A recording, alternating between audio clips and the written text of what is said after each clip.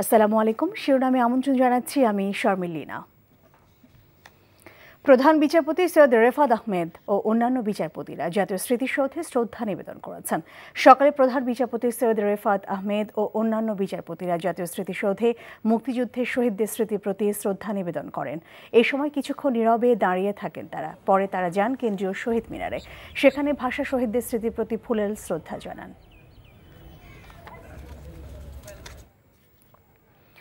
দেশের 25তম প্রধান বিচারপতি সৈয়দ রেফাত আহমেদের প্রথম কর্মদিবস আজ। দর্শক, এই বিষয়ে জানতে যাচ্ছি সুপ্রিম কোর্টে। সেখানে আছেন আমাদের সহকর্মী তামজিদ সুমন।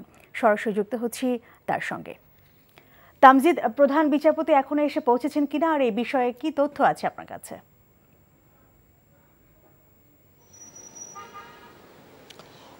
না, এখনও প্রধান বিচারপতি এসে পৌঁছাননি এবং এই আদালত প্রাঙ্গণে সুপ্রিম কোর্টে সবাই আসলে অপেক্ষা করছেন যে প্রধান বিচারপতি কখন কোর্টে এসে পৌঁছাবেন। এর আগেই কিন্তু পূর্ব নির্ধারিত অনুষ্ঠান রয়েছে, কারণ সুপ্রিম কোর্ট বার অ্যাসোসিয়েশন 10:30টার দিকে প্রধান বিচারপতিকে সংবর্ধনা জানানোর কথা রয়েছে এবং সেই সংবর্ধনার পরে অ্যাটর্নি জেনারেল তাকে সংবর্ধনা জানাবেন, এরকম আনুষ্ঠানিকতা রয়েছে। আপনি রীতি অনুযায়ী এই আনুষ্ঠানিকতার হয়তো কিছুক্ষণ পরেই শুরু হবে। 10:30টার দিকে সুপ্রিম কোর্ট বার অ্যাসোসিয়েশন প্রধান বিচারপতিকে সংবর্ধনা দিবেন, ফুলেল শুভেচ্ছা জানাবেন এবং তারপরে প্রধান বিচারপতি সবার সাথে কথা বলবেন। এবং আজকেই কিন্তু এই ফুল বেঞ্চের, আপনি জানেন দীর্ঘদিন থেকে, বেশ কিছুদিন থেকে সুপ্রিম কোর্টের বিচার কাজ বন্ধ ছিল এবং আজকেই সেটি চালু হওয়ার কথা আছে। অর্থাৎ বিভিন্ন বেঞ্চের যে কার্যক্রম, নিয়মিত কার্যক্রম, সেগুলো চালু করবেন।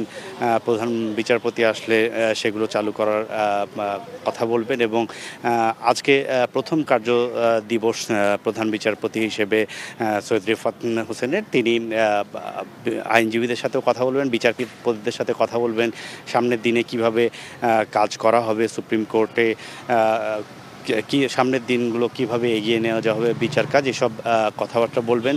তো সব মিলিয়ে আনুষ্ঠানিকতার বিষয়গুলো আসলে 10:30টাতেই শুরু হবে এবং সেই আনুষ্ঠানিকতার জন্য এখন সবাই প্রস্তুত রয়েছেন। প্রধান বিচারপতি এই সুপ্রিম কোর্টে আসার পরেই সে আনুষ্ঠানিকতা শেষ করার পরেই কিন্তু এই কয়েকদিন বন্ধ থাকার পর আবারও বিচার কাজ আজকে থেকে শুরু হতে যাচ্ছে। লিনা, জানছিলাম সুপ্রিম কোর্টের খবর।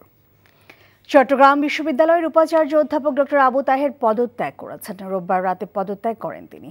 এর আগে রোববার চট্টগ্রাম বিশ্ববিদ্যালয়ের উপাচার্য অধ্যাপক ডক্টর আবু তাহেরের পদত্যাগ দাবিতে প্রশাসনিক ভবনের সামনে জড়ো হয়ে বিক্ষোভ করে চট্টগ্রাম বিশ্ববিদ্যালয়ের বৈষম্য বিরোধী ছাত্র আন্দোলনের নেতাকর্মীরা।